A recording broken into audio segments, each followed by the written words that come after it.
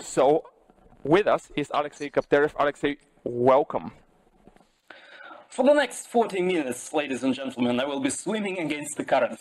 I will be talking about the dangers of storytelling, and of course I will be using stories. What choice do I have to illustrate some of my points?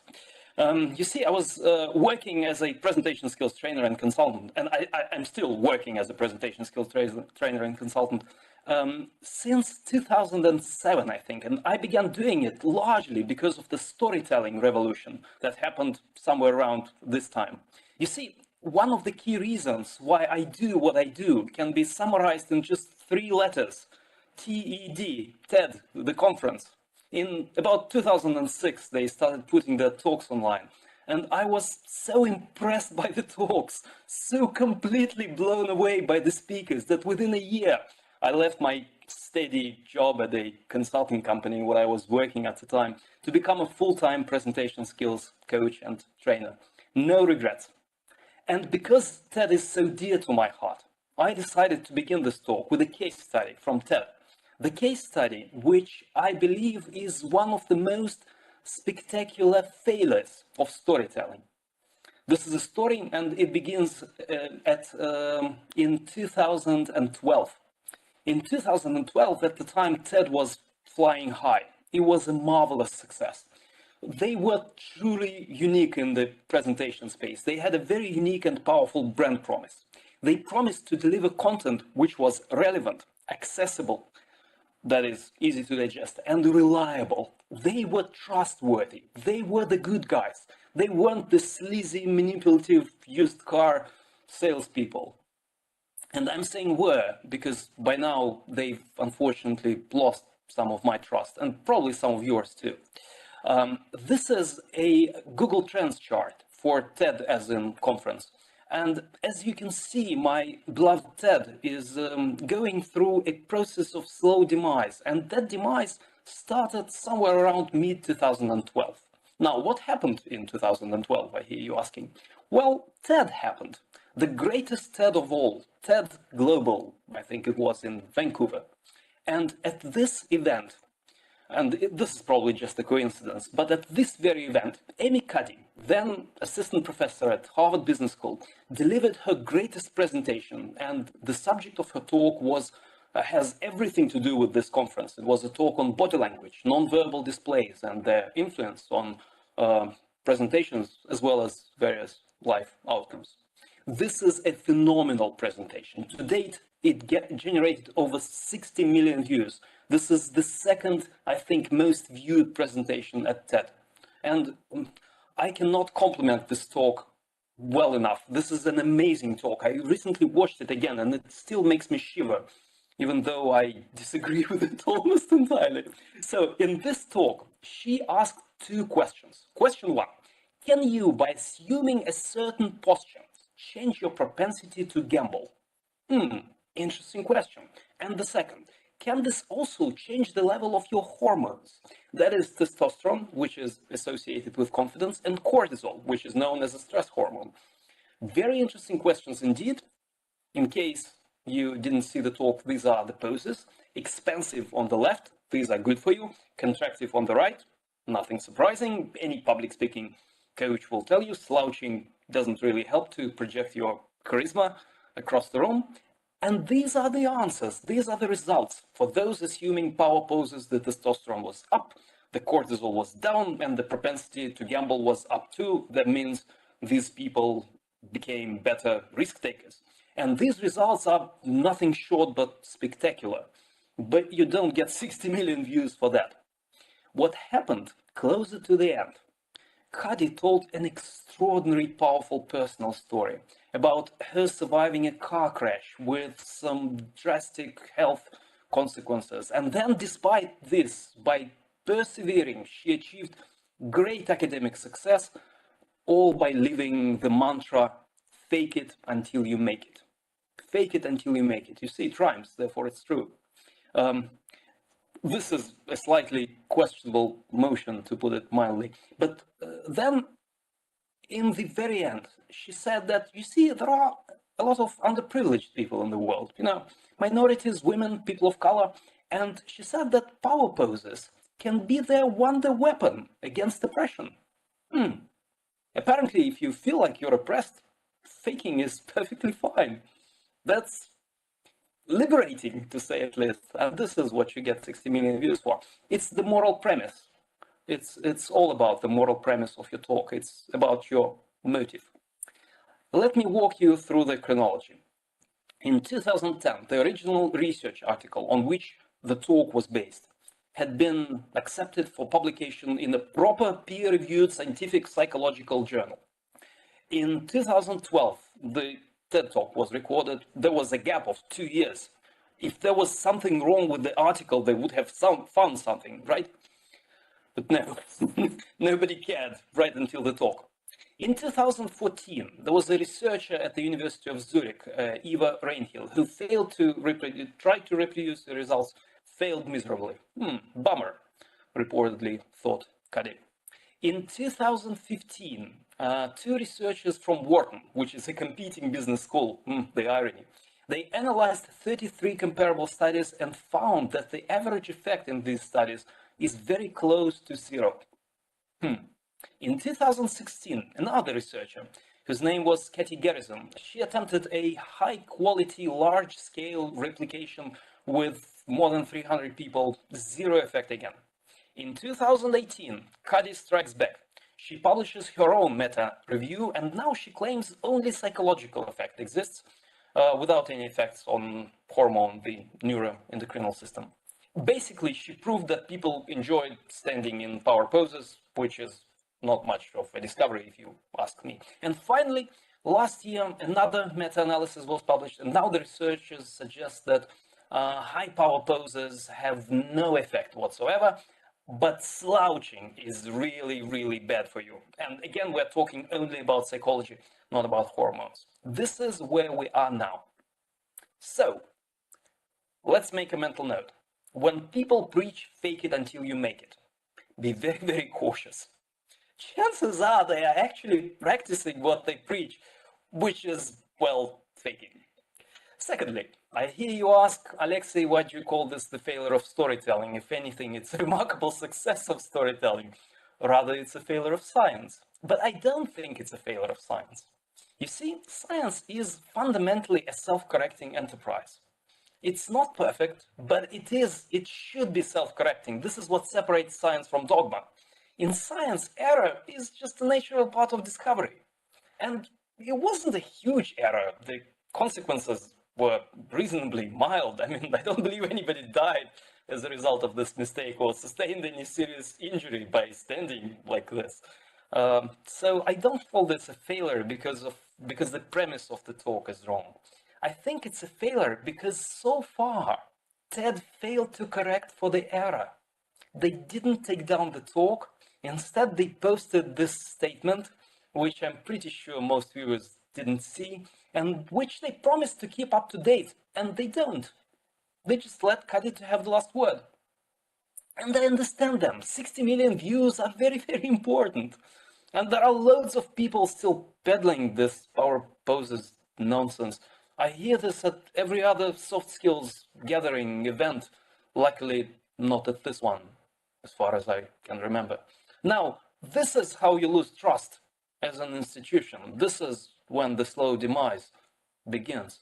And I believe this is the case where truth was completely overshadowed by good storytelling, by great storytelling.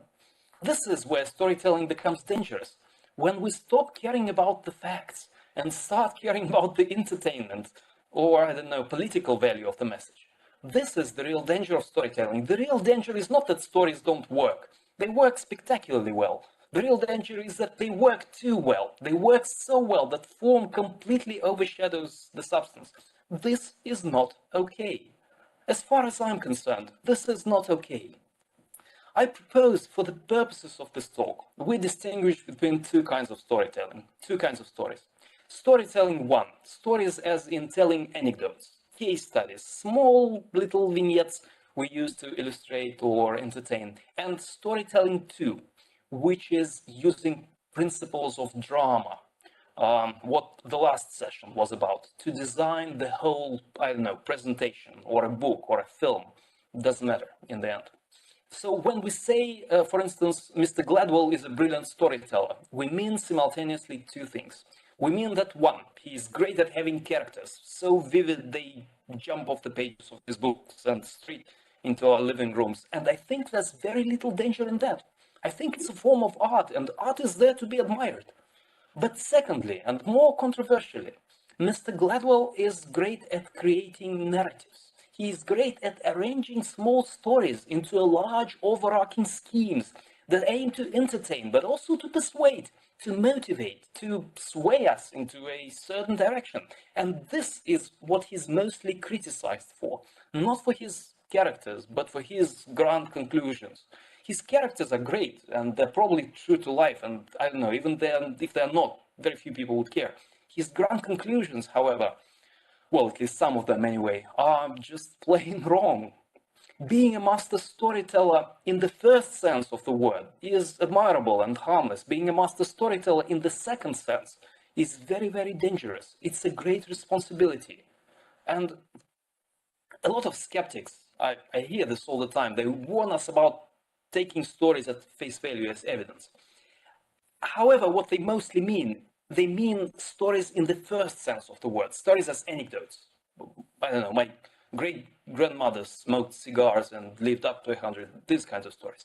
And my belief are that these anecdotes are mostly harmless, because they're not particularly persuasive, you know. A lot of people seem to believe that anecdotes have some disproportionate impact compared to other forms of evidence. But there's actually very little evidence for that. Overall, statistical evidence exerts greater impact on persuasion than anecdotal evidence. We already have plenty of research, especially in the field of health communication. This is a very recent meta-analysis published just last year, aggregating results of, I think, more than 60 studies. It was clearly shown that, this is not the first time, by the way, that statistical significant evidence is superior to anecdotal. And I have to say that the difference is really, really small, by the way. To be perfectly honest, nothing really works. It's very hard to change people's minds, seriously. There was one important exception. We find anecdotal evidence to be more persuasive than statistical when emotional engagement is high, as when issues involve severe threat, health, or oneself. Again, it wasn't that big of a difference. Open the study, the link is down there, I think you'll get it. See the effect sizes, they are statistically significant, but very, very small. So, second reason I don't believe anecdotes are dangerous is because they are often accurate. Lots of skeptical people now seem to be saying, oh, personal story is not evidence. It is evidence. It is a very weak form of evidence, but it's evidence. It's called anecdotal evidence. Yes, a story can be twisted, and typically it is twisted, by the way. This is how stories work. They get twisted. They adapt to our imperfect memories. But so are the numbers.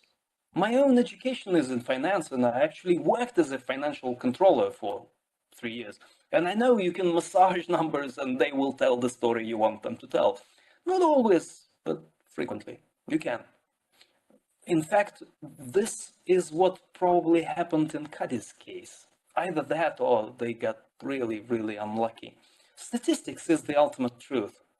But the process of gathering and analyzing statistical information is perilous. It's not without its problems.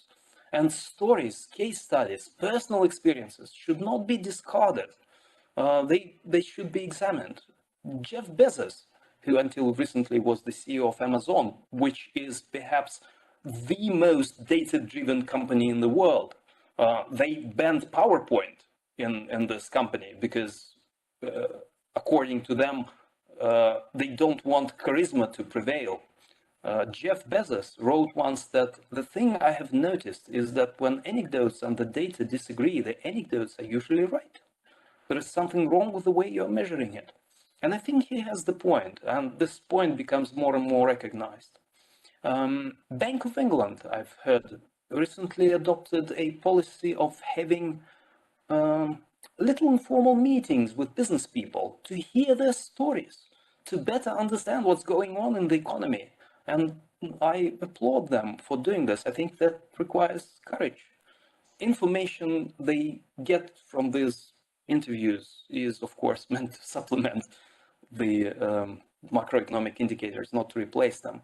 But they are doing this because economic indicators are not perfect. They had misled them on a number of occasions with some pretty drastic consequences, as you all know. So I don't worry much about anecdotes. I think they are useful and mostly harmless. Narratives, on the other hand, are quite different. Narratives is a different bunch of stories. The decisive operation on the Middle Eastern battlefield is narrative. Violence is still a crucial portion of armed conflict, but it ultimately serves a supporting role. ISIS and others use violence primarily to communicate, confirm, or advance their narrative. Now, this is another storytelling that I'm talking about. This is not to imply that ISIS were telling some nice little stories about Jihadi John or whoever. The narrative of ISIS is that the Americans came to the Middle East to replace Islam with Christianity. These kinds of narratives, grand narratives. Anecdotes describe events that took place over, I don't know, over lunch, over days, maybe months.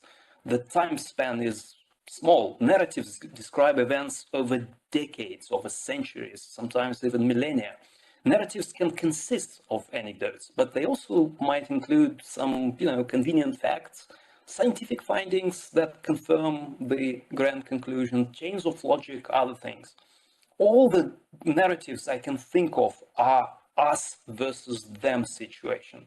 Steve Jobs, for the larger part of his life, was telling a grand narrative of Macs versus PCs.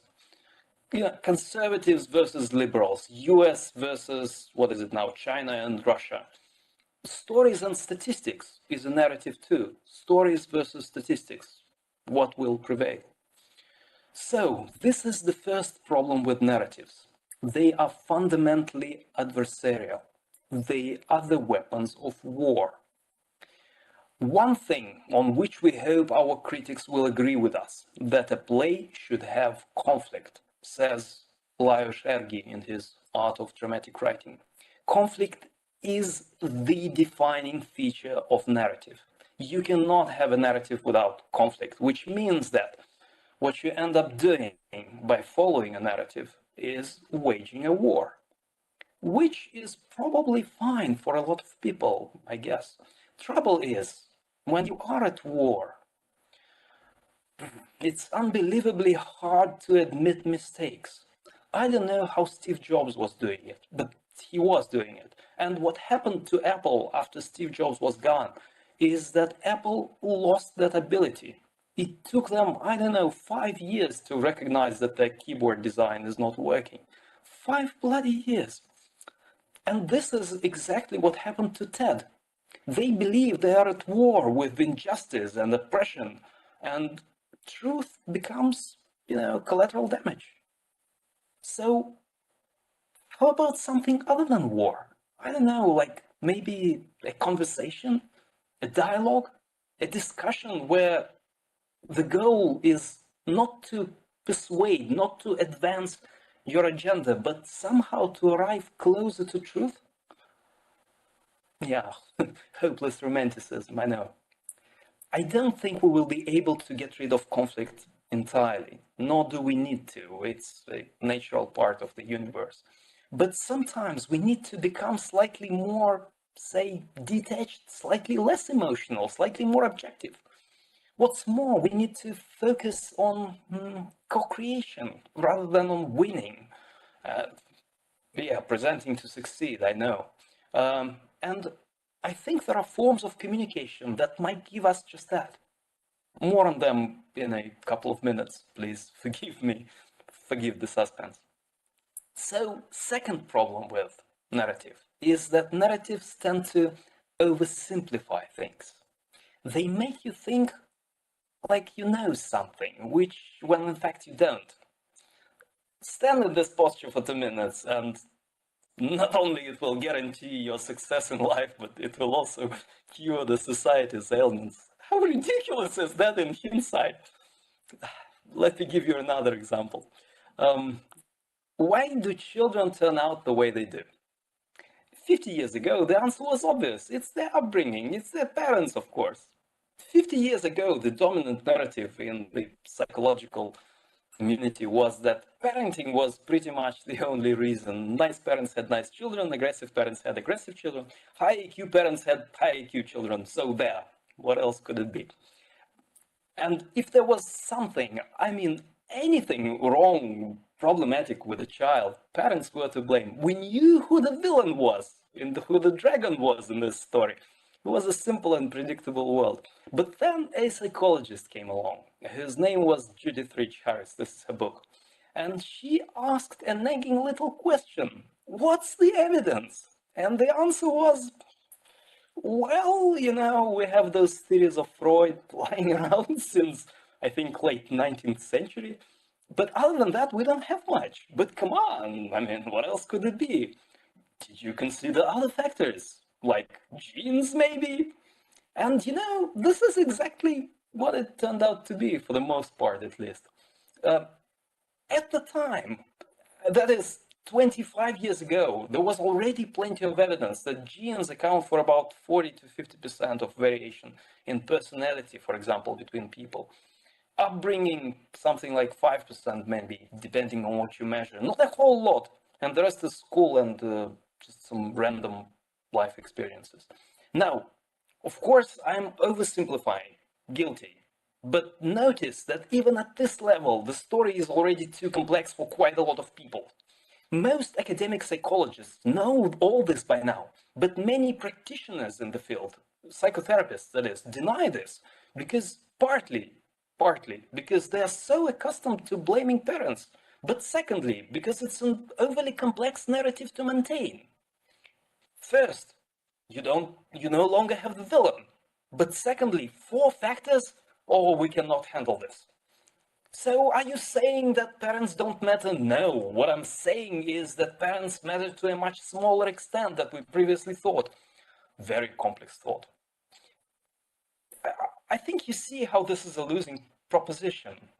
Falsehood flies while truth comes limping. I think this is the phrase. And what do you mean multiple factors? We can't handle that. One reason to do. When we read books about storytelling, they all tell us then one reason to do something is more than enough for a character. You don't need multiple reasons. And 40 to 50%, do you mean you're not sure? Freud was sure, he spoke with confidence, and confidence does prevail. Now, so it's too complex for a lot of people. They just can't handle that. And we become so accustomed to simple explanation that just happens to be wrong. I'm sorry, this is life. And life could be immensely complex. And we need something to communicate this complexity. And our over-reliance on narratives is failing us. I mean, it failed Ted. As a very influential economist, Tyler Cowen, in his hugely underrated TEDx talk, he said that every time you are telling good versus evil story, you are basically lowering your IQ by 10 points or more. What's more, I want to add, you are lowering your audience's IQ by 10 points or more. Now, of course, we shouldn't idolize IQ. It is but a tool. Too much IQ probably might be bad thing sometimes. We all know about paralysis by analysis, or as we say in Russia, woes of wit.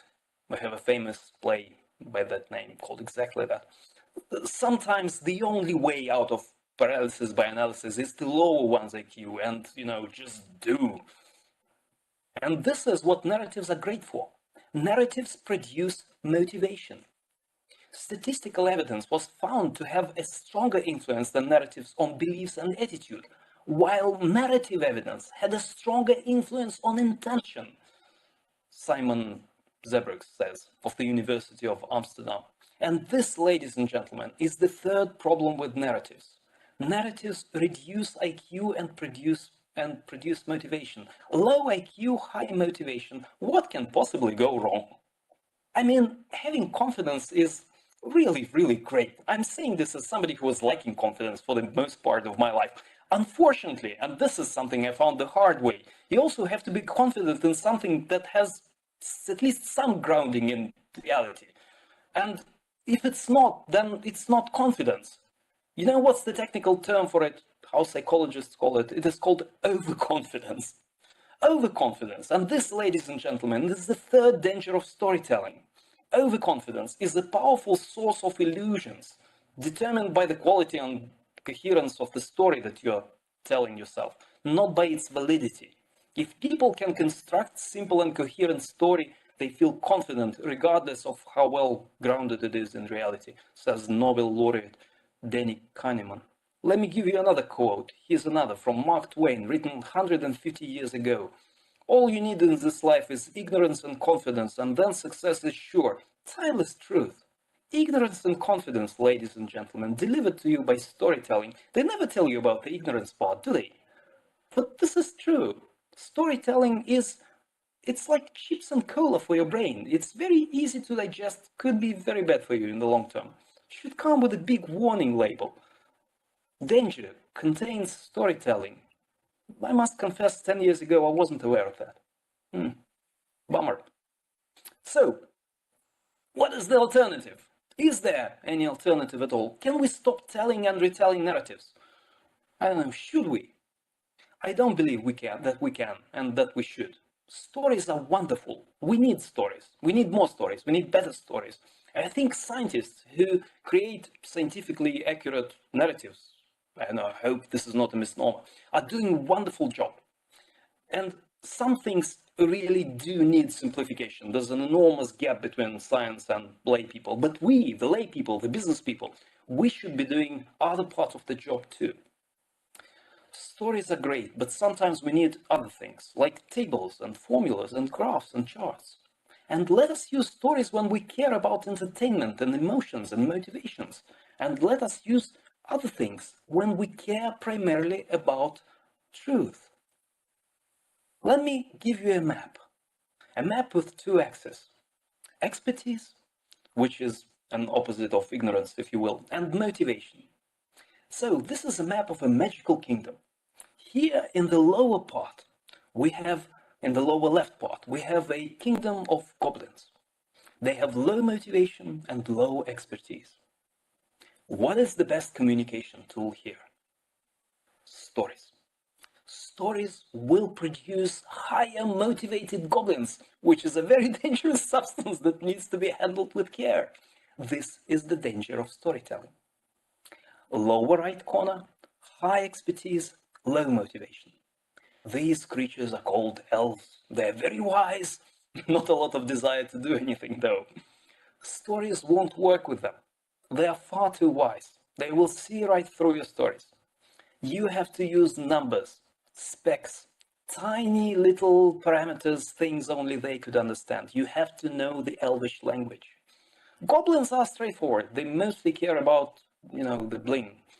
The secret to communicating with elves is knowing their language and their criteria for decision making.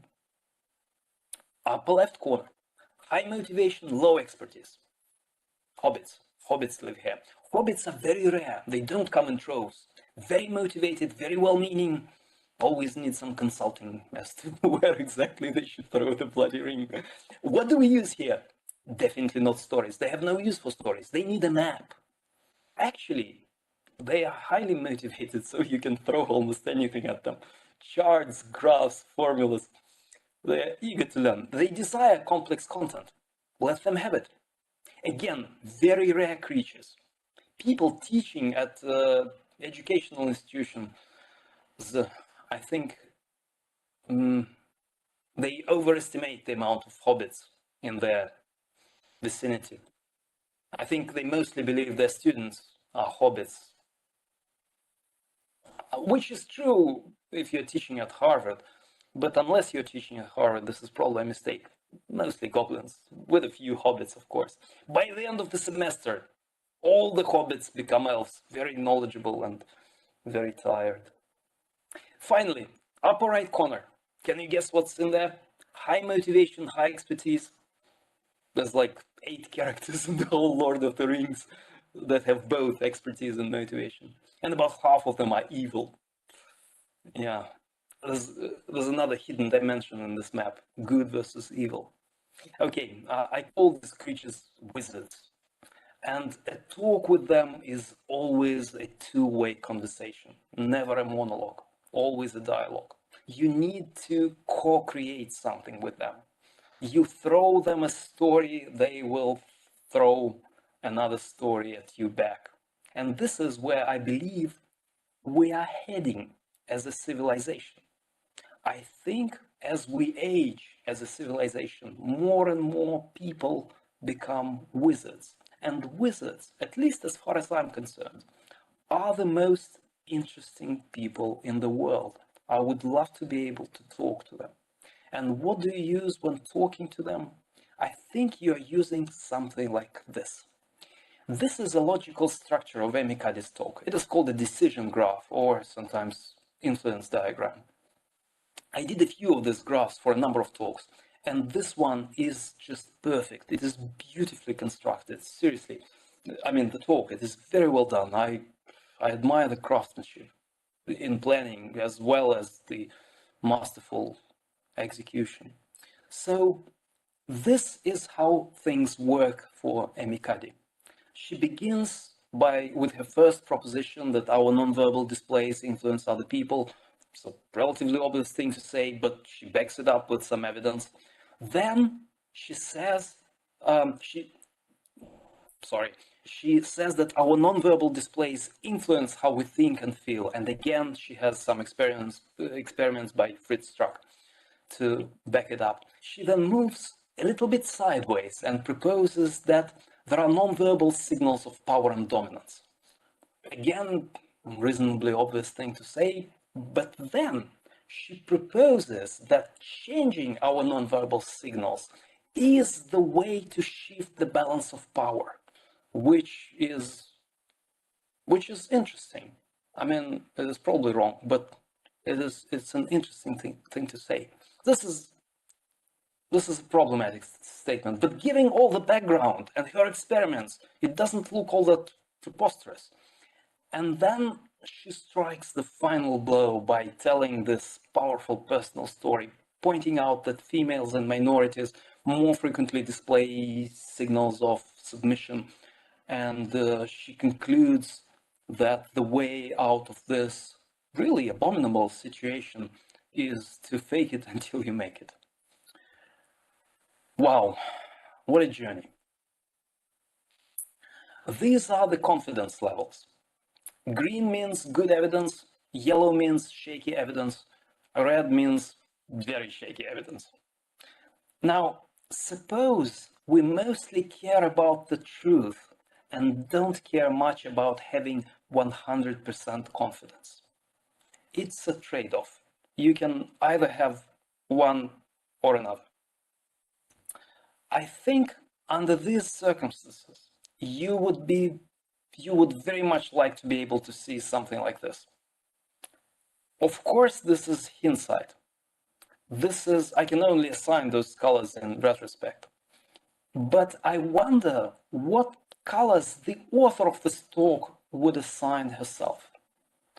I don't know, something like this maybe? I would argue that this is still very informative, much more informative, in fact, than what we had before, which was an emotional impression and a questionable life hack.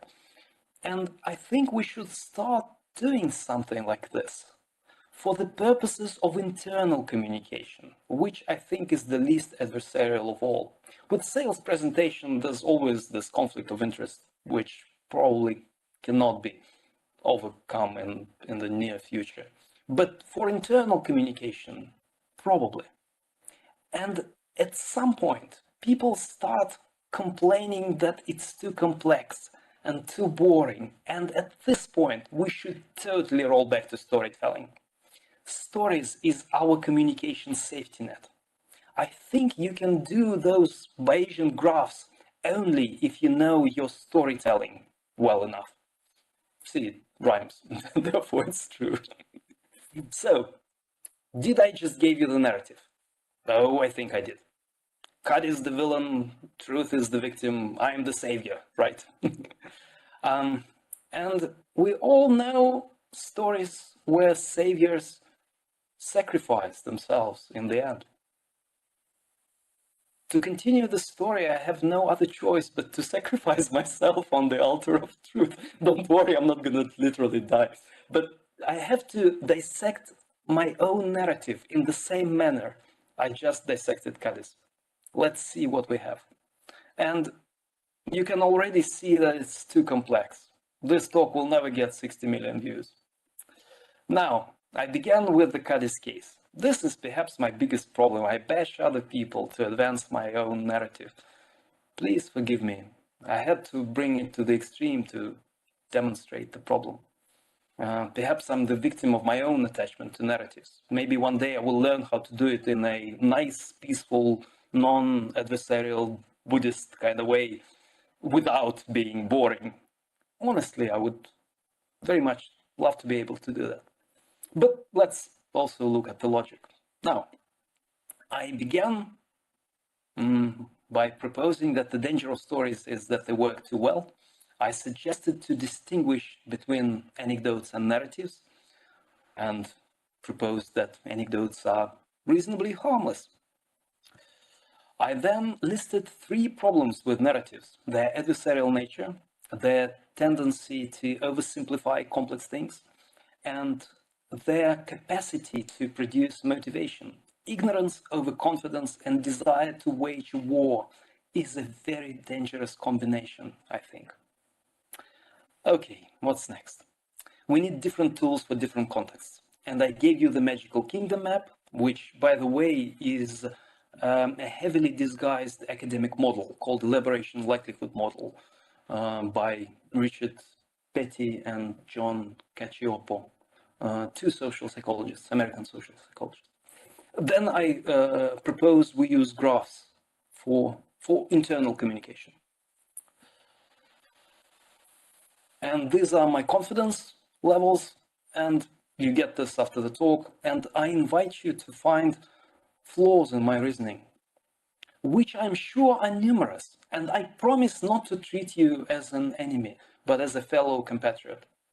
And of course, if you're interested in studying and designing communication like this, let us have a chat. One final note. The presentation revolution, which brought me to this industry, the presentation revolution perpetuated by Steve Jobs and TED, was largely about a shift from informing to persuading. What they did, they moved away from the question, what am I going to say, to the question, what do I want my audience to feel, to believe, and ultimately to do? And I think now is the time for us to start moving to the next stage, which is about asking the question, how do we search for truth together with the audience? And I think this is the next stage. And I think this is about time we start moving there. And I'm not going to lie to you, it might take us a few decades. There are no easy money to be made there, I'm afraid. But hey, revolutions start small. Write me a note. Join the conspiracy. Solidarity, brothers. Alexei, a lot of people in the chat, you'll see it later, a lot of people in the chat are like, they approached what you're saying, you made them think. Okay, let's put it this way. You made them think quite a lot in regards to the topic itself. We have 4 minutes and we have 2 questions. So are you willing to answer those? Yeah, sure. Brilliant. One of them is, I think, not that much related to presentations, but probably people, because of your topic, are very curious to learn more about what's your take on it. And it's more or less related to how do you think we can handle the storm of misinformation and fake news, right? What is your take here? I think our best weapons are Google, or I don't know, DuckDuckGo for those of you privacy minded, and Wikipedia. This is our best hopes to combat this. And Wikipedia is very, very accurate precisely because it's so easily editable. I think we find truth in a conversation, in letting people have a say. Okay, that was a very straight to the point answer. By the way, there was a very quick. I was looking at the chat while you were responding. There is a very interesting thought in the chat and a question. How do you define truth? Like that. Obviously, that's a very complicated question. It's not something that you are like, oh, I have the definition right now in front of me. Here it is.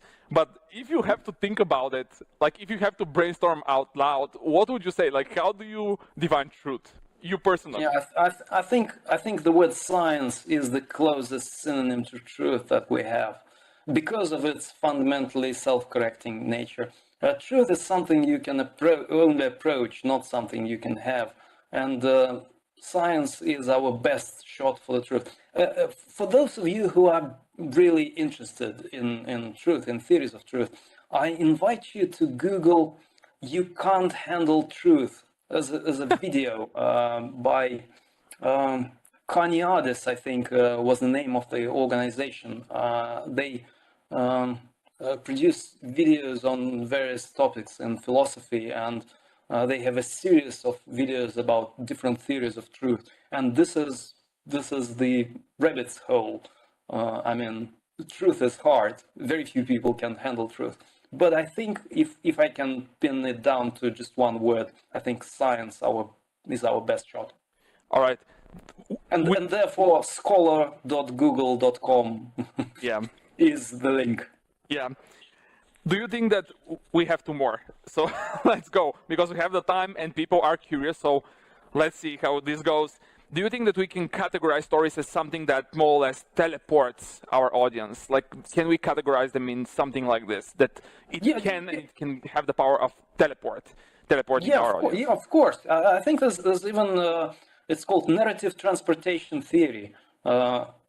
This is exactly how it's called, narrative transportation. This is a phenomena that the stories transport us into different realities. This is why people tell that Steve Jobs had this, reality distortion field, which I think he really, really had. So stories are great when we're talking about the future, because you see there are no facts in the future. We're not yet there. So when it comes to future stories, I think are largely irreplaceable. But if we're talking about the past, then it's numbers, statistics.